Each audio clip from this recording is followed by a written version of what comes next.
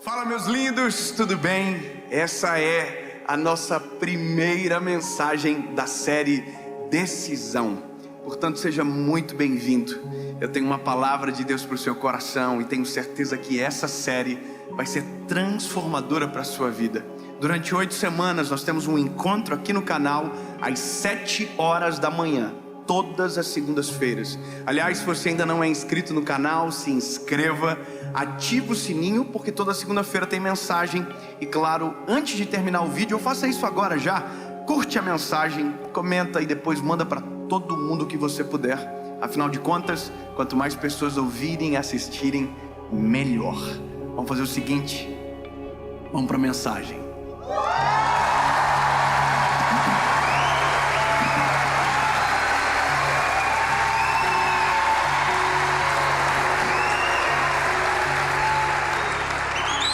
Parece que foi ensaiado aqui.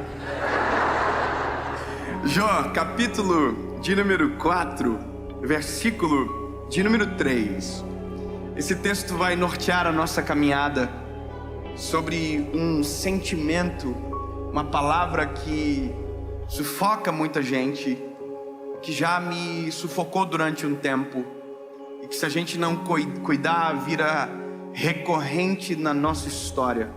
Nos aprisiona, cega os nossos olhos, que é a palavra desânimo, que é muito mais do que uma palavra, é uma sensação que nos rouba a fé, a esperança e tira o brilho dos nossos olhos. O texto é de Jó 4, é o capítulo, versículo é o 3, diz o seguinte: eis que instruístes a muitos e fortalecestes as mãos fracas.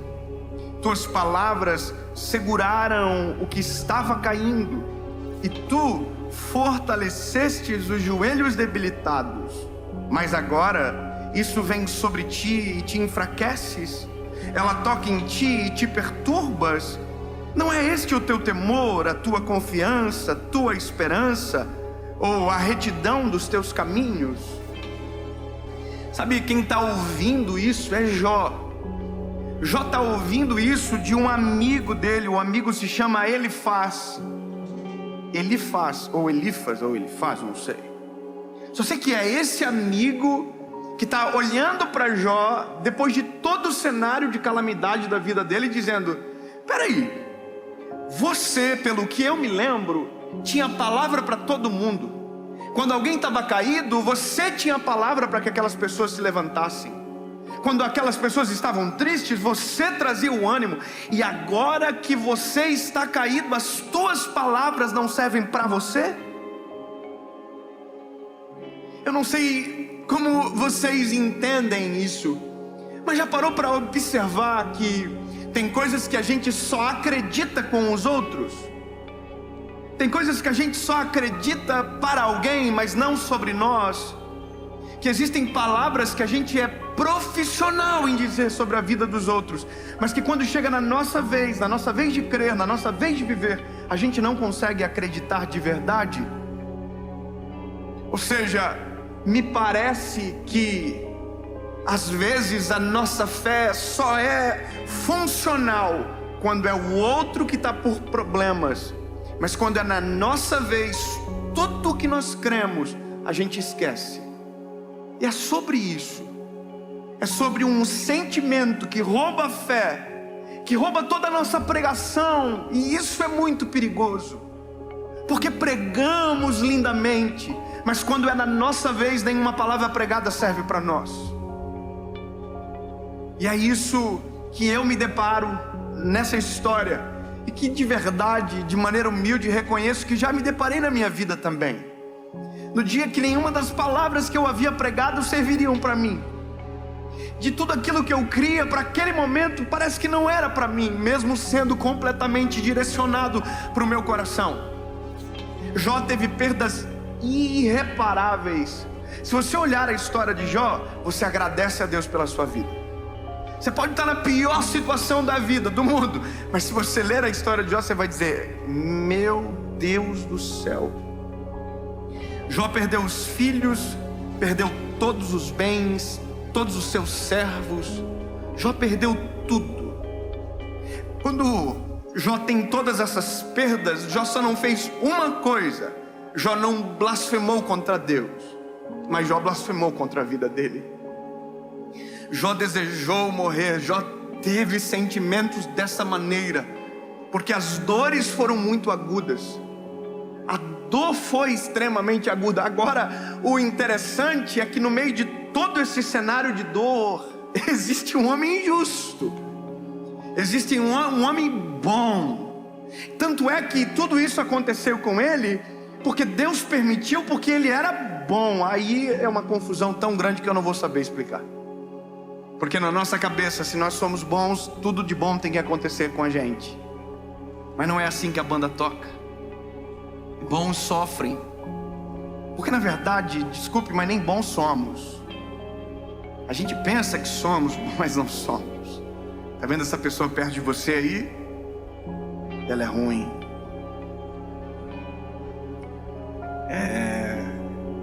Parece boazinha, mas não é. A nossa natureza, ela é ruim. Sem Jesus, meu Deus do céu, Jesus é o que vem, aplaca essa nossa maldade que carregamos, equilibram as coisas. É só Jesus que pode fazer. Aliás, é só Jesus que tem interesse por nós. É só Jesus. Então, quando eu olho para um cenário como o de Jó, eu olho para a história, para o desânimo, para a batalha, para a luta. De verdade, eu confesso que se fosse a gente não ia saber muito o que dizer. Confessa, como que eu chego para uma pessoa que perdeu tudo e digo: olha, eu até nem sei o que eu vim fazer aqui.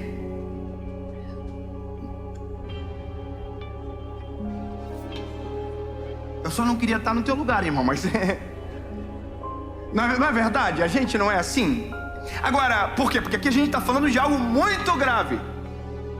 Mas quando a gente olha a história completa, eu sei a história completa. A história completa é: Deus restituiu tudo o que Jó perdeu. Jó viu os filhos até a 4ª geração, e aí descansou no Senhor. Jó teve tudo restituído: os bens, os servos, as propriedades, os filhos, tudo em dobro. Deus deu, Deus retribuiu. Agora, a gente consegue olhar assim porque a gente conhece a história toda. Agora, Jó não sabia disso que ia acontecer.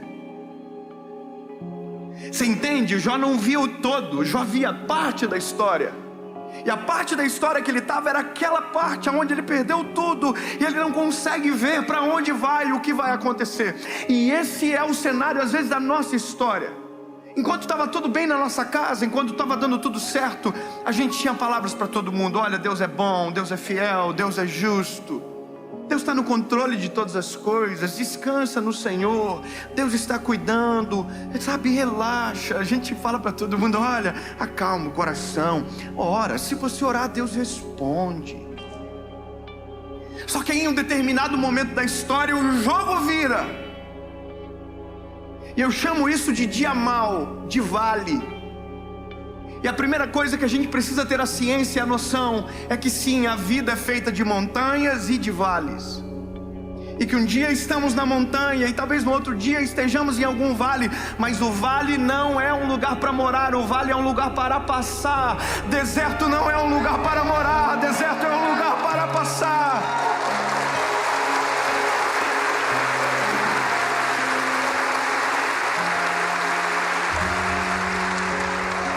Quando entendemos isso, o nosso olhar está fixo no Senhor. A gente entende que é passageiro, passageiro, passageiro, passageiro. As dores deste mundo são passageiras, as angústias passageiras, tudo é passageiro. Há uma coisa que é eterna: a nossa vida com Deus, para sempre. Isso é eterno. O problema é o dia mau. O dia mau é o problema, porque quando nós chegamos, tudo que vivemos antes, todas as bênçãos, todas as provisões, todos os milagres podem ser esquecidos numa fração de segundos. E é nesse momento que Jó está sentado ao chão, eu imagino lá muriando-se, quando um amigo olha para ele e diz a verdade: irmão, peraí, não estou te entendendo. Quer dizer que quando era com os outros você tinha palavra, e agora que é com você, você está aí caído. É como se esse amigo tivesse pegando Jó pelos ombros e falasse assim: ó, acorda, rapaz, você crê em um Deus que pode todas as coisas, você crê num Deus que faz milagres extraordinários, você crê num Deus que pode restaurar tudo aquilo que se perdeu. Entende? Deus pode tudo, Deus faz tudo. E aí a Bíblia conta a passagem completa de Jó, a história continua. Eu chamo isso de imagem completa. Imagem completa porque às vezes nós olhamos a vida assim, coladinhos na parede, e não conseguimos ver o todo. A gente não consegue ver a razão do porquê estamos vivendo o que estamos vivendo, sabe? E aí de repente a história avança, a gente vê o todo e a gente olha para trás e diz o quê? Ó, agora faz todo o sentido. Não é verdade? Sabe, é esse painel de LED aqui, tá vendo? Você vê uma imagem bonita aí de longe, mas eu que estou um pouquinho mais perto, eu consigo enxergar pixels dessa imagem. E se eu chegar bem mais perto, eu não vejo nada, eu só vejo pixel. A vida, nosso olhar sobre ela é um pixel da história. Nós olhamos para a vida e vemos uma fração de alguma coisa que pensamos que é tão longa. Não. A vida é um todo, e o único que consegue ver o todo é o Senhor. A gente às vezes não vê o todo sobre amanhã, mas já conseguimos ver o todo sobre um ano atrás, sim ou não? A gente consegue olhar um ano atrás o que vivemos e agora conseguimos olhar por que colhemos, por que vivemos daquela maneira. Por quê? Porque agora a gente consegue ver o todo. Então da mesma maneira que você consegue ver o todo de um ano atrás, eu quero declarar sobre você que daqui a um mês, 2 meses ou 2 dias, você vai olhar para tudo aquilo que passou e vai dizer: agora eu entendo, agora eu compreendo. E aí você vai dizer: show, desânimo, vai embora, porque agora eu lembrei quem tenho crido, quem é o meu Deus, quem é o meu socorro bem presente no dia da angústia. Vai para lá.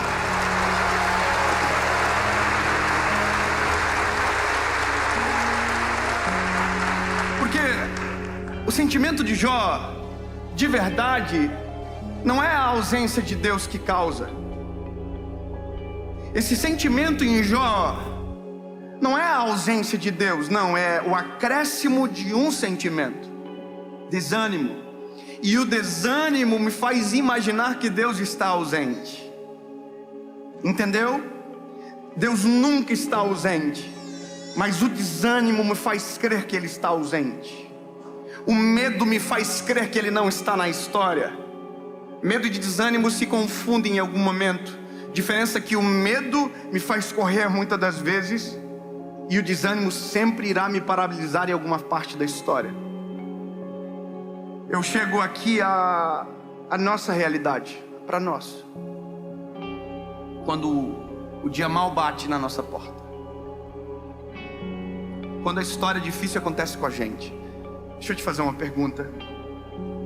Quantos aqui hoje, de maneira sincera, estão passando por um processo de luta, de provação? Levante a mão.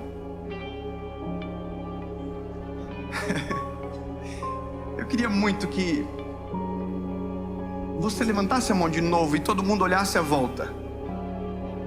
Olha quantas pessoas. Essas pessoas que estão com as mãos levantadas não estão dizendo que estão vivendo os melhores dias da vida delas.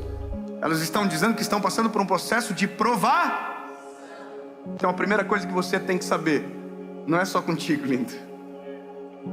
Não é só com você. Não é só na sua casa que tem prova. Não é só na sua casa que tem luta, não. Todos nós aqui, na sua grande maioria nessa noite, estamos passando por alguma batalha. E sabe o que é a loucura? Que uma batalha termina, outra começa. Nós sempre estamos em uma nova batalha.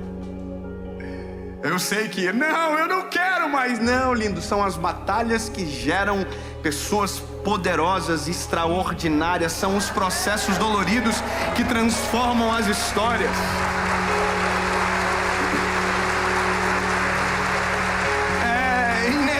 Do ser humano. Eu queria muito chegar aqui e dizer: olha, depois que você aceitar a Jesus, você não vai ter mais nenhum problema. Se você reconhecer Jesus como seu Salvador, a sua vida vai ser um mar de rosas e uau, ninguém vai ficar doente, ninguém vai cortar a sua frente no trânsito, vai ser tudo lindo. As pessoas vão passar por você e vão dizer bom dia. Não, lindo, esse é um sonho, mas a realidade não é assim. Aceitar a Jesus, crer em Jesus, ter Cristo como nosso amigo, companheiro, não nos livra da batalha, mas nos livra na batalha. Não entendeu? Eu vou melhorar. Não nos livra da, nos livra na. Peraí, como assim? Porque se ele livra da, eu nunca saberei do que estava perdendo para poder agradecer. A confusão é mais ou menos assim, eu não sei o que pode. Não. Agora quando eu me livro na, eu saio da batalha muito mais forte para enfrentar qualquer outra tempestade, porque eu vou poder dizer assim: olha, eu tenho um Deus presente na batalha. Ouve a minha oração. Sabe, é a loucura da vida. É difícil tentar explicar, mas é assim que a gente tem que crer, porque essa é a realidade. Eu tenho 31 anos de idade. Parece menos? Oh, obrigado, Jesus. Vocês não sabem nem disfarçar. Mas escute isso aqui. Eu aceitei Jesus com 19 anos de idade. Eu tinha 19 anos quando eu me choquei com o Criador. E sabe qual é a loucura? Foi um dos piores dias da minha vida. Foi muito dramático. Eu já contei essa história muitas vezes. Foi o pior dia. Mas ao mesmo tempo que foi o pior dia, também foi o melhor dia. Porque foi quando eu me conectei com o Criador e a minha vida mudou dali para sempre. E aí eu aceitei Jesus e a minha vida mudou. A pergunta é, ou a constatação, é que naquele momento criou-se talvez uma expectativa que não haveria mais sofrimento na nossa casa. Aparentemente é isso que muitas de nós pensamos. Agora acabou. E não acabou. Não acabou, porque as batalhas, elas permanecem, elas continuam. Os problemas vêm. Só que agora a perspectiva de resolução de qualquer problema é totalmente diferente. A forma de ver as coisas mudou completamente. Agora a gente vai ter uma filha, a Serena, vai nascer agora. Mas eu sei o que é experimentar a perda de um filho. Sabe, tem coisas que nós vivemos que ficou dentro da nossa casa, mas eu sei o que é ter dor. E todos nós aqui sabemos. Agora a única coisa que nós não podemos deixar acontecer é sermos paralisados pelo desânimo para roubar a nossa fé. Porque o desanimado, meu lindo, ele é extremamente perigoso. Sabe por que ele é perigoso? Porque ele pode dar um fim naquilo que era apenas o começo. O desanimado, ele pode perder a fé naquilo que Deus estava prestes a agir. Ele pode abandonar tudo, sendo que estava prestes a ser transformado. Porque de repente a gente diz: oh, por que tudo isso acontece? Só comigo? Você já viu, não é só com você, é com muita gente. Então o desânimo precisa ser vencido. O desânimo precisa ser mandado embora. E eu ouvi uma expressão que marcou o meu coração. O desânimo é como uma areia movediça. Você já viu aqueles filmes que aparecem um cenário de areia movediça? A pessoa pisa e ela começa a afundar. Você já viu isso, sim ou não? E aí ela vai afundando, e ela sozinha não consegue sair daquele lugar. Você ouviu o que eu acabei de dizer? Sozinho o desanimado não consegue sair daquele lugar. Eu estou querendo dizer alguma coisa aqui, não sei se você percebeu. O desanimado sempre vai precisar de alguém animado perto. A gente sempre vai precisar de alguém que permaneça com fé à nossa volta. A gente sempre vai precisar de um Elifaz que vai olhar pra gente e vai dizer: ei, quer dizer que quando era pros outros servia, e agora que é com você não serve mais. A gente sempre vai precisar de alguém cheio do Espírito Santo à nossa volta, que vai olhar pra nós, vai perceber o desânimo, vai perceber o semblante caído e vai dizer: o que está acontecendo? Qual é o teu problema? Levanta a cabeça. Eu vou orar com você. Eu não vou deixar você desistir. O desânimo vai ser vencido no nome de Jesus. Acorda, sacode a poeira, sai dessa situação. Sabe o que é isso? É a mão de alguém cheio de Deus arrancando você da areia movediça do desânimo. É dizendo: sai fora, você não vai afundar mais, não na minha frente, levanta, sai.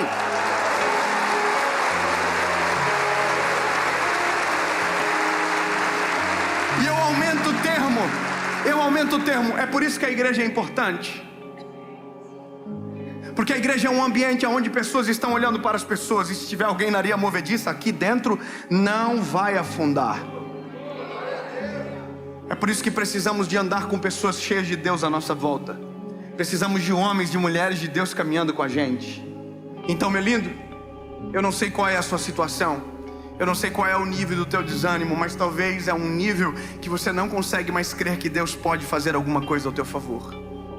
Então eu ouso em dizer que chegou a hora de alguém sacudir você e te lembrar que todas as palavras que um dia você usou para alguém serve para você também. Deus é fiel para os outros, mas é fiel para a tua casa. Deus faz milagres para os outros, mas pode fazer um milagre na tua família. Todas as palavras que você declarou sobre a vida dos outros também servem sobre você. Todos os conselhos que você deu a alguém também é para sua casa, para sua família, para sua história. Então sacode a poeira, sai desse negócio de tentar. Não reclama, chega, deu. E vai viver aquilo que Deus tem para você. Vai viver a restauração que Deus tem. Vai viver o milagre que Deus tem. Jó tinha tudo para desistir. Mas uma das coisas que Jó diz me impacta. Ele viu toda a dor, tudo. Mas no meio da dor, ele viu Deus agir. No meio da dor ele viu Deus colocar as mãos. E aí a história termina quando Jó declara: antes eu só te conhecia, te ouvi falar. Agora, porém, os meus olhos te veem. Sabe, tudo que era teoria agora é prática. Agora os meus olhos te veem. Eu quero declarar sobre você que no final dessa provação, quando você sacudir a poeira, que você acordar desse desânimo, você vai poder dizer exatamente o que Jó falou: antes eu só conhecia de Deus a partir de ouvir falar, mas agora os meus olhos podem ver.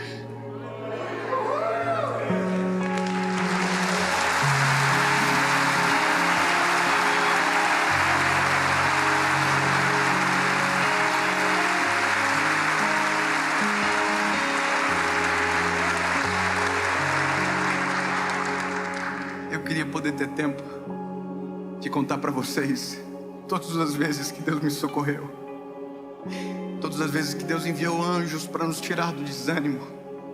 São tantas as histórias, mas a prova que elas aconteceram e deram certo é porque eu estou aqui continuando. Estou aqui pregando a palavra. Só que eu não posso esquecer que tudo que eu estou falando para vocês tem que servir para mim também. Jesus tira-nos do desânimo, nos deixa fraquejar a nossa fé, encoraja-nos a viver a tua vontade. Senhor, a gente não consegue ver tudo, a gente vê um fragmento da história e às vezes desesperamos, mas não é assim que queremos viver, Jesus. Abre os nossos olhos, socorre nosso espírito e nos faz enxergar a esperança. Em nome de Jesus. Que agora, Senhor, dentro dos lares, onde tiver alguém assistindo, que seja socorrido pela tua presença, e que o brilho nos olhos volte, e que uma luz no fim do túnel apareça. Em nome de Jesus. Amém.